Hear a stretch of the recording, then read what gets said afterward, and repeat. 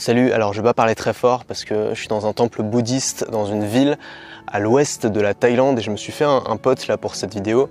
Et je me faisais une réflexion en me baladant dans le temple qui est magnifique d'ailleurs. Je suis sur là on voit pas mais il y a une super vue sur les collines, on est au point le plus haut de la région. Le problème c'est qu'il y a de la brume, du coup on voit pas grand chose. Mais je me faisais une réflexion en baladant dans le temple, c'est que les endroits les plus beaux que j'ai vus pendant mes voyages, que ce soit au Sri Lanka, que ce soit au Pérou, que ce soit en Thaïlande, que ce soit en Malaisie, enfin vraiment les plus beaux endroits que j'ai vus, avaient tous un point commun.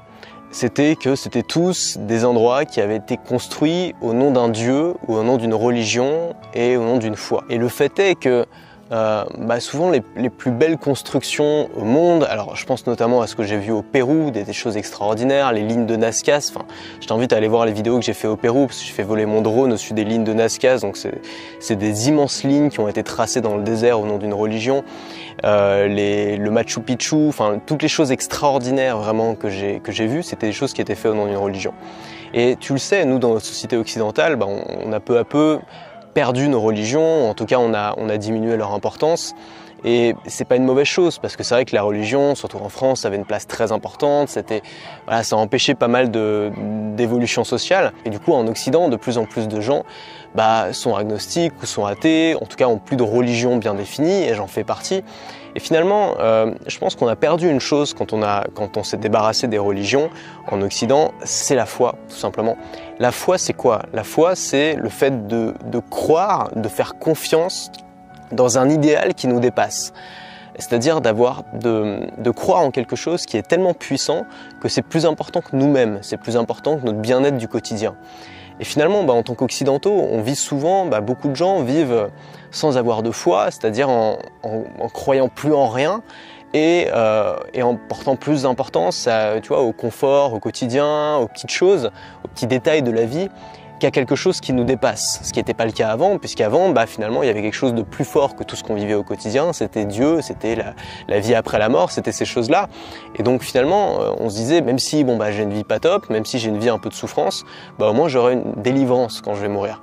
Et aujourd'hui, on n'a plus cette foi-là, et donc finalement, beaucoup de gens, j'ai l'impression, j'ai ce sentiment-là, peut-être je me trompe, mais j'ai le sentiment que beaucoup de gens, beaucoup de jeunes notamment, ont besoin de sens, ont besoin de retrouver du sens dans leur vie. Et pourquoi ce sens-là ne passerait pas simplement par le fait de se reconstruire une foi? Pas forcément autour d'une religion, c'est-à-dire qu'aujourd'hui, que tu crois en Dieu ou pas, tu peux avoir la foi, mais tu peux avoir la foi en autre chose aussi, en autre chose qu'une religion. Tu peux avoir la foi en toi-même, tu peux avoir la foi en l'infini, tu peux avoir la foi en tes objectifs, tu peux avoir la foi aussi dans des grandes idées qui vont un peu driver ta vie, qui vont te donner envie de faire des choses dans ta vie.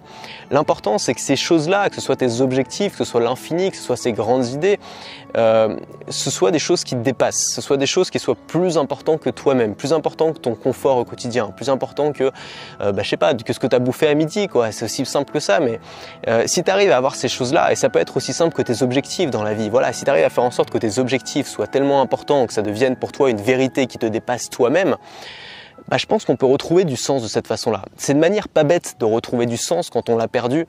Et moi, je vois, parce que on n'est pas aveugle, beaucoup de jeunes, notamment en France, je connais pas les autres pays, mais c'est peut-être le cas aussi, beaucoup de jeunes sont savent pas trop quoi faire de leur vie, ont un peu perdu leur rêve, ne croient plus en rien, sont dans une forme de dépression, de désœuvrement, de tristesse quotidienne, où ils savent pas vraiment quoi faire, on a toujours un peu la flemme, on fait plus grand-chose de ces journées.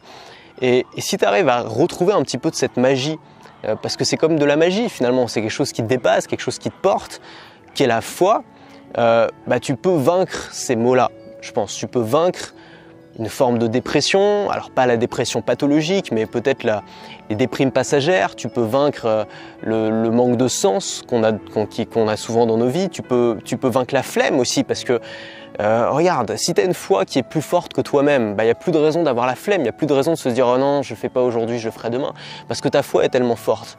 Regarde, un exemple tout simple, si tu es créateur de contenu, moi tu sais que je parle souvent aux créateurs de contenu, si ton objectif c'est, je sais pas, de créer du contenu engageant qui change la vie des gens ou qui a un impact et peut-être de créer une carrière autour de ça, si t'en fais presque une religion personnelle, si tu commences à avoir foi en ça, finalement, il n'y a pas un jour où tu vas dire « Ouais non, aujourd'hui j'ai la flemme, je vais pas le faire ».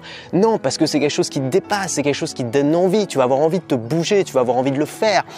et tu vas même plus te poser de questions en fait, exactement comme les Égyptiens mettaient des pierres les unes sur les autres pour faire des pyramides. Est-ce que vraiment que ça vaut le coup qu'on fournisse ce niveau de travail pour ça? Est-ce que vraiment ça vaut le coup que on crée un truc qui soit sur plusieurs générations? C'est ça aussi, c'est que les gens qui ont ordonné la construction des pyramides savaient très bien qu'ils allaient mourir avant la fin du truc, mais ils l'ont quand même fait parce qu'ils croyaient en quelque chose qui était au-delà de leur ego personnel, au-delà de leur moi. Et c'est ça qui est très fort en fait. Et donc je pense qu'en tant qu'occidental, si tu es occidental, surtout si tu n'as plus de religion, c'est important de pas tout virer. Ok, c'est peut-être bien de plus avoir de religion au quotidien, chacun fait ses choix, hein. Moi je m'en fiche, hein. Chacun fait son truc. Mais ce qui est dommage, c'est de se débarrasser de la foi avec. La foi, c'est ce qui nous pousse à nous lever le matin. Et je pense aussi que la foi, c'est ce qui nous rend heureux au quotidien, tout simplement. Et ce qui nous donne la force, la volonté d'avancer, plus que la motivation. La motivation, c'est chimique. La foi, c'est l'argument spirituel qui déclenche la motivation. Voilà, alors juste pour rappel, j'ai fait une formation sur l'apprentissage, sur le fait de se former toute sa vie. C'est une formation qui va t'aider à te former seul, à apprendre par toi-même, à développer justement, à atteindre tes objectifs. Justement, on va utiliser la foi dans cette formation-là. C'est-à-dire qu'on va réutiliser les mécanismes utilisés par les religions. Regarde la religion. La religion, c'est quoi? C'est de la répétition, c'est de l'autosuggestion. Regarde dans la religion catholique, on fait des messes, on a le chapelet où on répète plusieurs fois la même prière. Finalement, c'est des choses qui paraissent un peu ésotériques, mais qu'en fait, qui fonctionnent simplement. Si les religions le font, c'est que ça fonctionne. Et ça, tu peux te l'approprier et tu peux l'utiliser pour ta propre foi, quelle qu'elle soit. Tu peux réutiliser ces mécanismes utilisés par les religions. Tu peux réutiliser l'autosuggestion, réutiliser la répétition. Et tout ça, on va en parler justement dans cette formation. C'est un peu le troisième pilier de cette formation, c'est le pilier volonté, atteindre ses objectifs, et foi, tout simplement. Ça pourrait se résumer en un mot, c'est la foi. Donc si ça t'intéresse, tu as le lien en description qui va t'emmener sur la vidéo qui présente cette formation. Tu peux cliquer dessus pour regarder si ça t'intéresse. Et moi, je te laisse. Je voulais regarder le coucher de soleil, malheureusement, j'ai pas de coucher de soleil. Donc ce que je vais faire, c'est que je vais te laisser avec une belle image.